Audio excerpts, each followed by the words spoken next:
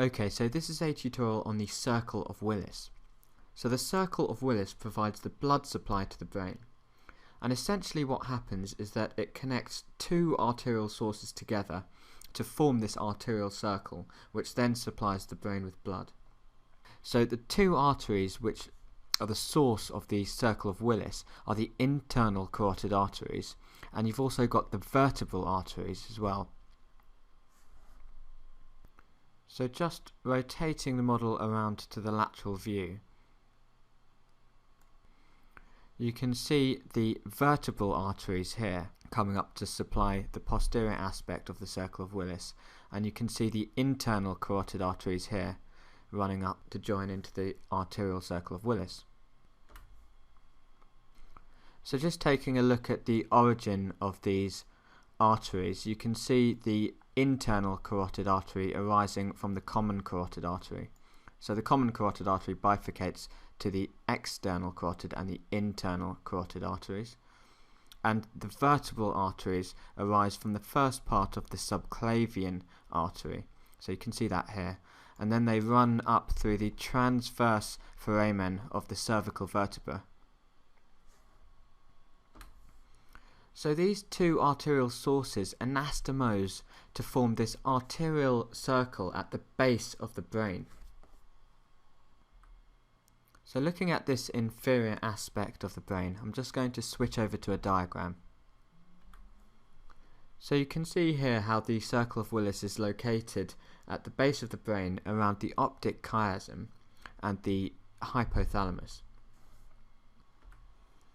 So coming back to this model here, I've highlighted the internal carotid artery, and if I rotate the model you can see how it joins this circle at the base of the brain.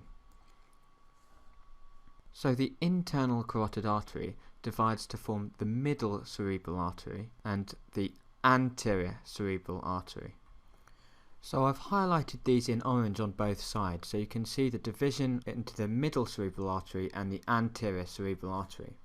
And if I rotate the model round to the lateral view, you can see that the middle cerebral artery actually runs in this lateral sulcus.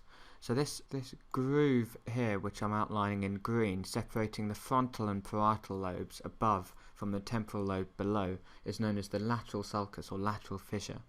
And you can see the middle cerebral artery running within this fissure.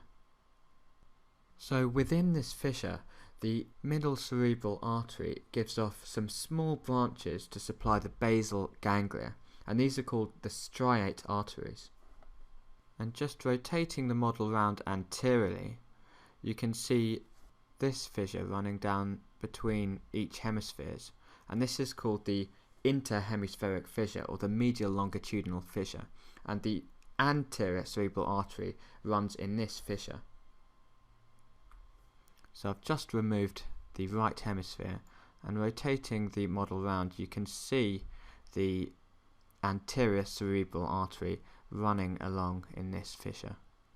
So just bringing the model back round to the inferior view, you can see that there's this small connection between the anterior cerebral arteries, and this is called the anterior communicating artery. So it's a very short artery which connects these two together.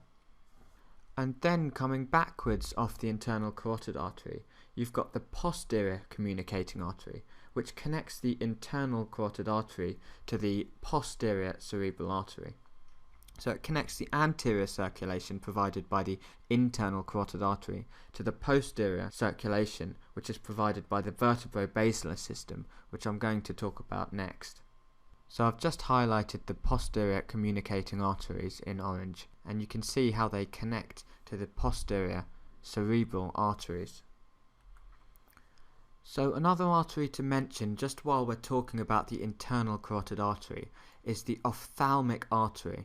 So rotating the model around, you can see that the internal carotid artery gives off this branch which is known as the ophthalmic artery, and these arise immediately after the carotid artery passes through the cavernous sinus to enter the cranial cavity. So far we've looked at the first arterial source, the internal carotid artery.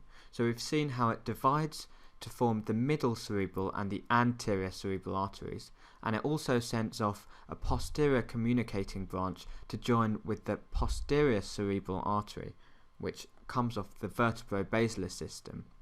So it's a part of the posterior circulation.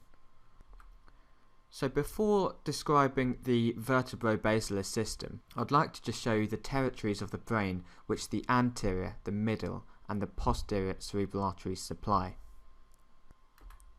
So I've just switched over to two diagrams of the brain. So the top diagram shows the medial aspect of the brain, and what it shows is that the anterior cerebral artery, which is represented by the blue shaded area, supplies the medial and the superior and lateral aspects of the cerebral hemisphere. So the middle cerebral artery is represented in red, and the posterior cerebral artery is represented by the yellow shading. So if you look at the bottom diagram, this shows the lateral aspect of the brain.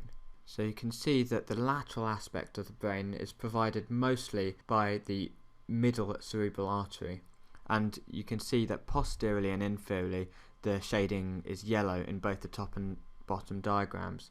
So the posterior cerebral artery supplies the occipital lobes in the inferior parts of the brain. So anterior cerebral artery supplies medial surface, middle cerebral artery supplies the lateral surface mainly.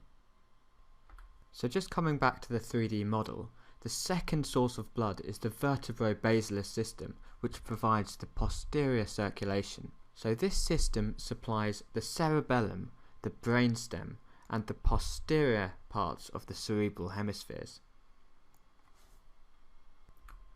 So the basilar artery, highlighted in yellow, is formed by the union of the two vertebral arteries on either side. So these two arteries join together at the level of the bottom of the pons, so the inferior aspect of the pons. So I've just added in the brainstem here, and what you can see is the basilar artery running in the midline in front of the pons. And then you can see when it reaches the midbrain, it splits into the posterior cerebral arteries. So the basilar artery terminates by splitting into the posterior cerebral arteries. So just taking a look at some of the branches of the vertebrobasilar system, there are three main branches which supply the cerebellum. So starting at the top, you can see that there are two branches which come off either side of the basilar artery just before it terminates to divide into the posterior cerebral arteries. And these are called the superior cerebellar arteries. So you've got superior cerebellar arteries and you've got inferior cerebellar arteries. At the inferior cerebellar arteries, you've got anterior and posterior inferior cerebellar arteries. So at the bottom of the basilar artery, you can see the anterior inferior cerebellar arteries. And then you've got the posterior inferior cerebellar arteries, which actually come off the vertebral arteries. So they come off down here. So as well as giving off the superior cerebellar artery and the anterior inferior cerebellar artery, the basilar artery also gives off several small pontine arteries, which I've just drawn on there. So we've seen that the vertebral arteries have the posterior inferior cerebellar artery coming off it, but it's also got two other branches. So it's got the anterior spinal artery. So I've just drawn that on here, and you can see how it comes off the vertebral arteries to unite and form this artery which runs down the anterior median fissure of the spinal cord. And similarly, you've got a posterior spinal artery which runs down the posterior aspect of the spinal cord. So you've got three sort of branches coming from the basilar artery, the superior cerebellar artery, the anterior inferior cerebellar artery, and the pontine arteries. And then you've got three branches which come off the vertebral arteries. So the posterior inferior cerebellar artery, and then you've got the anterior and posterior spinal arteries. So we've looked at the anterior circulation originating from the internal carotid artery, and we've looked at the posterior circulation originating from the vertebrobasilar system, and you can see that there's this communication between both circulations via the posterior communicating artery, which I've highlighted in green. And this artery connects the internal carotid to the posterior cerebral artery, which I've outlined in yellow. So that's the arterial circle of Willis.